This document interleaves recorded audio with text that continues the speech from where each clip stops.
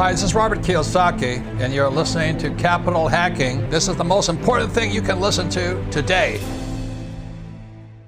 He's the one. I have a dream. With great power comes great responsibility. I could do this all day. This is it. Don't get scared now. They may take our lives, but they'll never take our freedom. Cinderella's story out of nowhere. It's in the hole. That the only thing we have to fear is fear itself. Capital Hacking begins in 3, 2, 1. Welcome back to the big show. Josh McCown here. John Edwin, it has been a little while. I am so excited to be back in studio with you. Oh, man. What a good time we had with Mr. Aaron Velky. We've both known him for many, many years. He's a GoBundance brother. He always looks to make an impact and a difference. And I am so excited for you as a listener to hear all the amazing gems and nuggets that he brings to this interview. He does. And as far as, by the way, if they want to meet him in person, you and I are promoting his keynote at the regional. What's the way a person could join us? Can they be a guest, or do they have to be a GoBundance member to go? Oh, yeah. No, you can be a guest. Just go to gobundance.com, click the little tab, the drop-down menu, go to trips, and you'll find the Philly Regional, which is being held at the beautiful Renault Winery and Resort, September 8th through the 10th. Your actually the pricing is discounted because we have some amazing companies that are doing some sponsorships. So it's gonna rock. That's when you get to meet this guy Aaron in person. Okay, here's the deal. You're gonna enjoy this show because he shares the real deal struggles of building a company. And the new company he's built comes out of the lessons, the hard-earned scars of a previous company. And what is the company? It's all about how you can craft a better vision for your life, which will ultimately allow you to achieve your goals. I think we're all going to take a ton of notes. Actually, I did a whole page here. I think you're going to love this episode. Let's go. Dang, man, we got Aaron here, buddy. This is an exciting day for you and I, John. And Aaron is a guy we've known for, I don't know, I'd say 8 years, and he works with some of the sharpest minds and the best companies in the world. And so, Aaron, it's just an honor. Can you give us a little background on who you are? Sure, man. I'm a dad. I'm a soccer fanatic. I am a coach.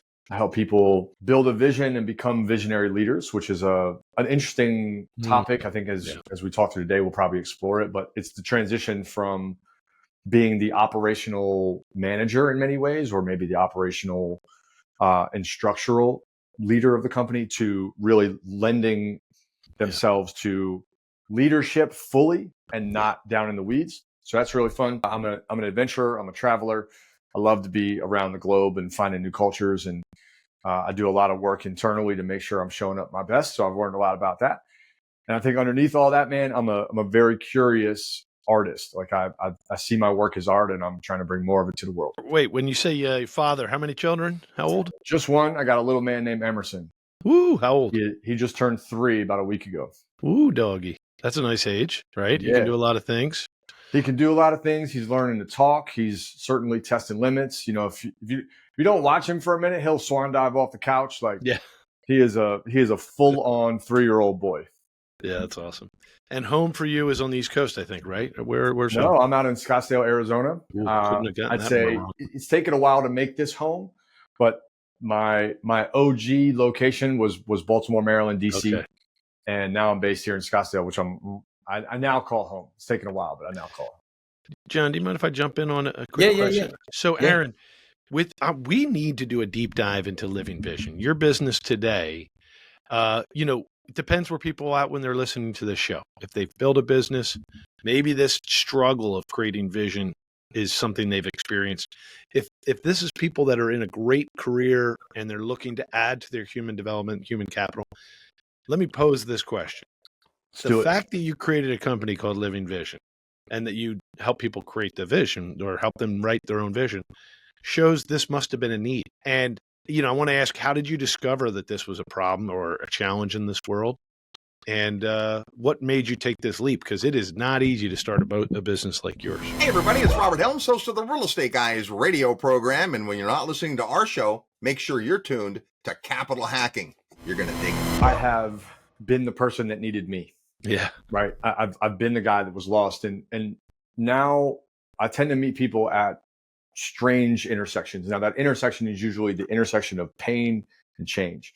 Something is not going well, and something needs to change. But when I was in my tunnel, when I was going through my stuff, what I felt was normal rhetoric or normal advice was just say more of what you want. And when you're at these intersections where like nothing is working, where you've worn the mask and you're showing up, but like everything is falling apart behind the scenes, it almost requires you to completely burn down the old model and rebuild it. And I could not find a method, a structure, a place to go, or even a person that could help me redesign from scratch, because I really needed to redesign me, my life, my business, all of it. And now I feel very lucky to say it. I get to meet guys that they know they're ready for more. There are 3 symptoms that we look for. And when they're in one of these 3 symptoms, I call them problems, we know that we can help them. So one of those problems is I should be happy because I have everything that I said I was going to get. I went and did it. I got it all. I got the money. I got the car. I got the house. Like, why am I something's still missing? And that friction I've definitely experienced. That often feels like I'm at a ceiling and I don't know what it looks like beyond this. So that's symptom number 1. Symptom number 2 is I've built myself out of the day-to-day ops in the business, but I have no idea what to do. Oh yeah. Like, and usually what happens is we go down to the rest of the team and we start picking things apart, and we just become like micromanagers because we're bored, right? We don't know what to do. So that's symptom number 2. And then symptom number 3, probably the more challenging of them all, because it usually erupts pretty violently. I've gotten rid of the business. I've exited the business. I've sold the business. And now I'm floating in no man's land because my identity was tied up in that business. So those 3 symptoms really are challenging because you have no form anymore, right? You're just kind of trying to figure out what to do. And we've developed a method that helps people through that. And what does that method look like? Because what you're explaining, I think a lot of entrepreneurs run into. I did as well. You know, I worked really, really hard to become quote unquote financially free and do whatever I wanted. And then I kind of just came to a place where I was like, now what? Yeah. Well, I'll describe it this way. Before, when I was going through my tunnel, the resources that were available to me largely were like, well, say what you want. But then you get kind of trapped in this box. I don't know if you guys have been here, but I got trapped in a box of, well, what do I want versus what does the world tell me I should want? Right? Like, I'm supposed to want the bigger house. I'm supposed to want the bigger car. Do I want that, or am I just copying? I was borrowing goals from everybody. Dude, I was the guy listening for like bucket sheet things that people were doing. Like, yeah, I need that. I want that. I want that. It wasn't me. It wasn't authentic. So to shrink a very long process, long is sort of relative, 6 months, but it's deep. What we look for is we look to craft a really strong synopsis of people's values, understand who they are at a core. So values for a lot of people are abstract. I value my family. I value my friends. I value health.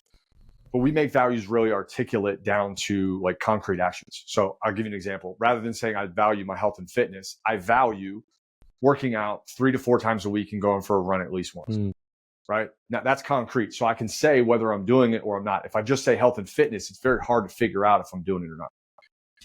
The second thing that we look for is what has to go. Where's the pain? So if you ask an average entrepreneur where their pain is, usually that threshold is really high. We are so accustomed to suffering. So something like, I really don't like our Monday meetings, or man, I just feel overloaded with so much going on.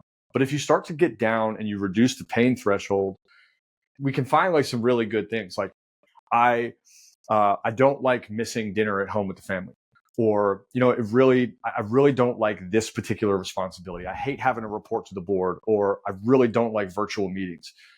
Some of the smaller nuances, they become the list, the observational targeting system for what we need to change. There is a way, I don't think anybody told me this before, there's a way to run your business where you love it. And to do that, we got to find all the things you don't love and figure out ways to cut those. So that becomes really step number 2. to simplify it down. And then step number 3 is, what would fulfill you? What would you dream of? What's the story you told yourself about what it looks like when you get there? And I use that language specifically because everybody listening has a there. I'll do this when I get to 7 mil. I'll do this when I get to this net worth. I'll do this when revenue hits blank. And we just take that and we make it part of the roadmap. So somebody said to me once, as an example, hey, when I sell the business, I'll build a nonprofit to go help veterans.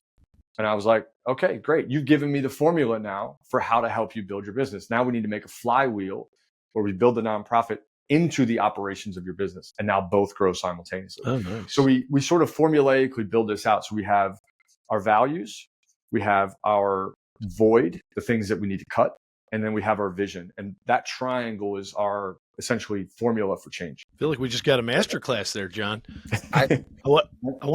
John, you can take it where you want, or can I ask a question real quick? Yeah. Jump in. So, Aaron, you just laid out a lot of great stuff. It almost feels like, the beginning of a book, right? Living vision. So, and a really great teaching, almost a great TED talk, right? So go back to the pain though. Which business was it that you were running before Living Vision that taught you so much? Several. And what was the thing that kind of created the rub? And can you share some sad struggles, if you don't mind, that helped you get to where you are today? Yeah, happily. I think that's actually really important to the context. I'd say the first pain point is that I was running several.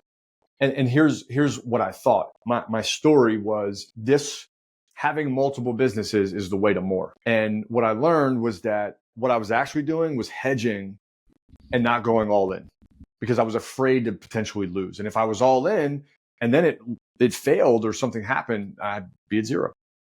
So I think that was sort of top level. But as I went down and down, I had a business called Money Club. We did financial education for young adults. John got to see a taste of that really, really early on in the life cycle of that. And when COVID hit, it changed our whole model. Like, we were working with schools and the school model failed because schools basically shut down. Yeah. So we pivoted, but in that pivot, I never took the time. It was just such a calamity. I never took the time to really re-articulate what the vision was. And so I was completely reactive. I said yes to the wrong clients.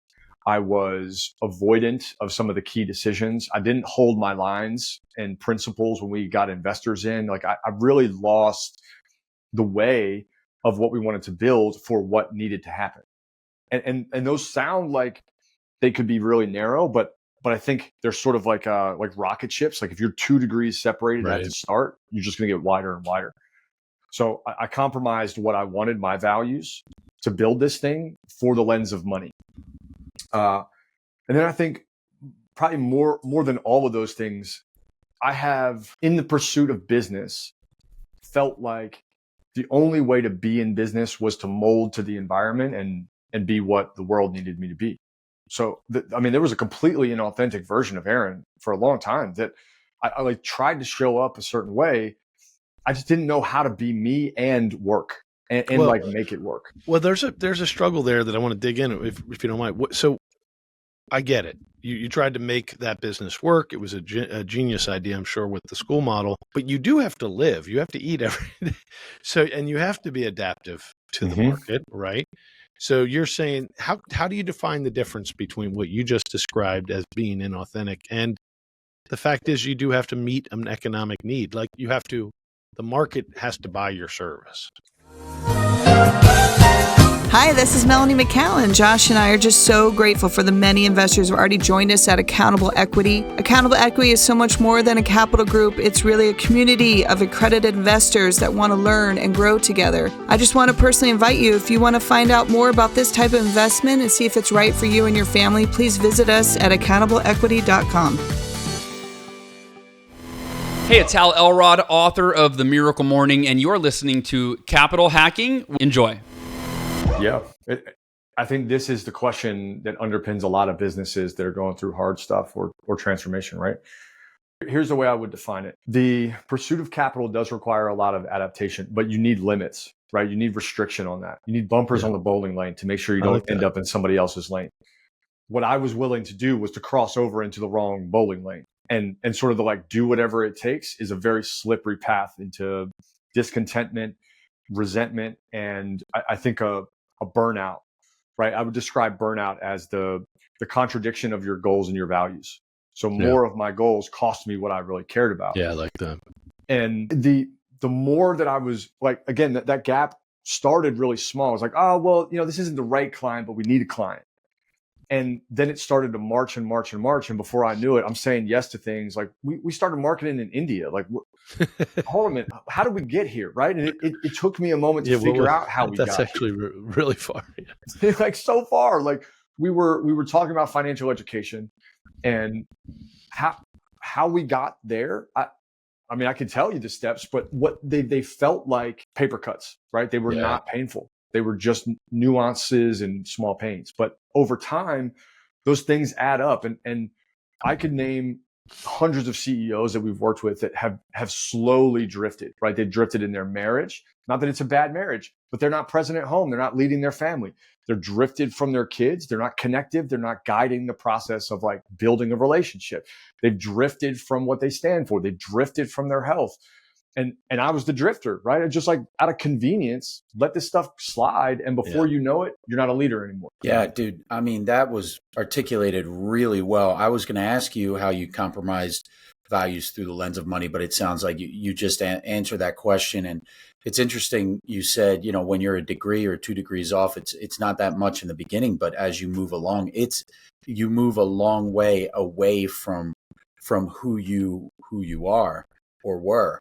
How did you rein it back to really drill down and have those values and set those bumpers? Well, I'd say here's just a tough lesson that I've learned about myself. And I think this is true for a lot of entrepreneurs. I have been very good at being gritty and tough. I'm from Baltimore. Like grit is like born into me. And unfortunately, the good side of grit is like, you can rough it out. You can go through hard things, right?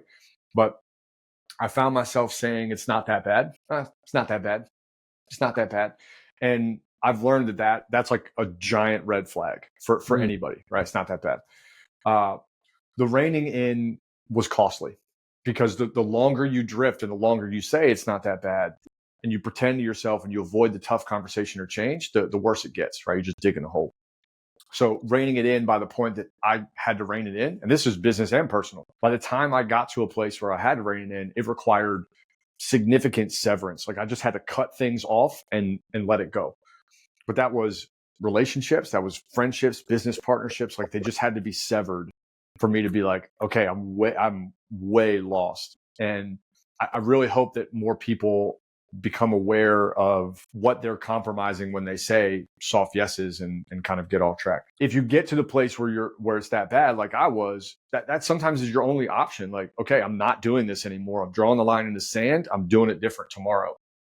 But there's pain attached to that. If you catch it early, maybe you can correct it. But I didn't. Yeah. And, living vision where you are today, really valuable. Almost, the journey to here, did you look at maybe becoming part of the EOS world or coaching world, or like what got you all the way to where you are today to create a curriculum? Basically, you've created a curriculum, a methodology. It sounds like you do these in-person events. What was the formation of that business? How did that come about? I've been coaching for a long time. Okay, so you were in it. I started with athletics. And when you're in athletics, like the way you coach is very hands-on. So we prefer and favor that. And I think as we get more digital, the in-person experience is really special. It is. This construct has been my vision also, right? To go in and serve people in a way that I find really exciting. And the good part about not having a lot of formal training, I mean, I've been doing this 15 years, but no one sat me down and be like, this is how you coach. I've just got a decade of people that have gone through our programs. And sitting down without any kind of, this is how you're supposed to do it, lets you do it free, right? It lets you design something that's really aligned. I think that part of our expansion route certainly involves speaking and TED and EOS and larger mastermind communities and all that. But at the core, we built this business on referral. No one knows who I am, and it sort of has its own drawback. But when you have the particular problem that we solve, you tend to find your way to us, and we built a business on that. But the method is, dude, it's a lot of fun to work with building the method. Hey guys, it's John Vroman, founder of Front Row Dads, and you're listening to Capital Hacking, the best investment you'll make today. Yeah. And then to stay true to, your values and stay aligned so you don't cross over into the other lane. What is your vetting process? Because I'm sure you don't just take anybody with the amount of money to hire you. What is the vetting process of the clients that you take on? How do you do that? 3 criteria. So number 1, you have to be willing to go into the unknown and understand that we don't have the answer. Like, I don't have your vision. I have the method to get it out of you, right? Like, I can't solve the problem. I just know the problem better than anybody else. The second is that if we're going to go on this path, there has to be some degree of impact that you want to make. Even if that impact is incredibly tiny, that could be your family, that could be your business team. But if it's entirely selfish, like if your vision is an ego board, the boat, the house, the plane, like all that shit, then I'm out. I'm not interested in that. There's got to be something, a bigger radius. So that's criteria number 2. And then number 3, you have to be incredibly coachable, because I'm gonna rip stuff up that you don't even know is there, and I'm gonna gut the whole building so that we can restructure it. Right? If we think about it like real estate, we got to gut the whole thing, and then we're gonna bring in and start a new plan, and then start development on that new plan. But we got to gut it first, right? Demolition before construction. My dad was a demolition guy. I learned that the hard way. So those 3 criteria seem really simple, but in just a quick conversation, like 10 to 15 minutes, I can tell whether someone's there, right? If they're resolute on their position, they're like, no, I don't need help, or I've heard it all. Oh, it's not the right time, or I don't want to have too many coaches, or, maybe next month, like I'll do it when I get whatever it is. I'm going to be able to spot those 3 patterns really fast. And then what type of commitment level do you expect out of your clients? Time-wise, it's a 6-month journey to building a vision. Once we have a vision, we end up cascading down into a lot of programs for businesses that want more. So now that we have a vision, we can help with the number 2, the integrator. We can also help with the C-suite and leadership. We run retreats for companies all across the country. It's great. But nothing can happen without that vision, right? If I were to run a retreat, but I don't have the vision, it doesn't make any sense. That time slot of 6 months can move. Sometimes there's more obstructions in the way, but that's our target. And if for some reason we can't get you there to a completed vision in 6 months, we coach you until you do. That's the guarantee. I will get you to a vision. That generally requires people to create 45 minutes, sometimes 90 minutes a week to work on this stuff outside of our calls, which doesn't seem like a lot, but when you know exactly what to work on, it can scaffold really fast. And then the entrepreneurs, they're going to go, right? Clarity creates movement in entrepreneurs. When you're clear, you're going to go and you're going to run fast. So thankfully that part is already done for us. I love it, man. And here, as we come closer to the end, I want to make sure everybody can follow up with you, unless John has a big question. I want to ask you this, the deliverable, right? So the deliverable meaning life change. How do you articulate that to me up front as a great candidate for a program like yours? This type of person who's building a lot of, large scale business, trying to make sure that our vision doesn't adapt too much, but stays adaptable. What is it going to feel like at the end of the 6 months if we've done our work together very well? Yeah, I think it's critical to address this, because if we don't know what your vision is, then the question still becomes like, well, what's the end look like? Right? How do we know that? That's right. I'd say the first thing that we aim for is an articulated vision that we can put in a book. Okay. Right. What's it look like? And we have all these categories that need to be really specific. That's more for coming back to, right? We can look back a year from now and say, all right, am I on track? Am I off track? But for entrepreneurs, we need a better system. So we have a dashboard that outlines all these KPIs related to vision. I'll give you an example of what that looks like for some people. If we build a holistic vision of business and personal, that might be like, I need to restart date night with my wife. So a metric would be, how many times do I go on date night? Or how many times do I do one-on-one days with my kids? Someone might have health goals. So we build metrics for that. How many times do you need to be at the gym? Do you need to go get your blood work checked? Do you need to visit a functional doc? In business, that might be, I need to have one-on-one personal catch-up conversations with my leadership team, not agendaed business meetings. I need to have an actual connection with them. I need to share the vision with them twice a year. We've seen people that have articulated like, I need to go have coffee with investors or potential investors 3 times a week. I need to outreach to potential clients and just do a customer interface check-in. But what we do is we look at vision as like fun, fluffy, and then we tackle it down into what are the inputs that get you that? What are the things that need to be put into repetition and into process? Because ultimately business is a process. Money is the yield of the right process. Right. So we map that down into a science. Then all of a sudden you have the formula for what you should be focused on when you get lost. Fantastic. Great tangible items for, our listeners to take away. Where can our listeners connect with you, ask further questions? A great place is Instagram. Go check me out there. Just my name, Aaron, Aaron. Last name, Velky, V as in vision, ELKY. You can go to living.vision. Our website will have a little bit of information, and you can book a call and learn more about us there. But Instagram is a great place to learn about what we're up to. Love it. Awesome.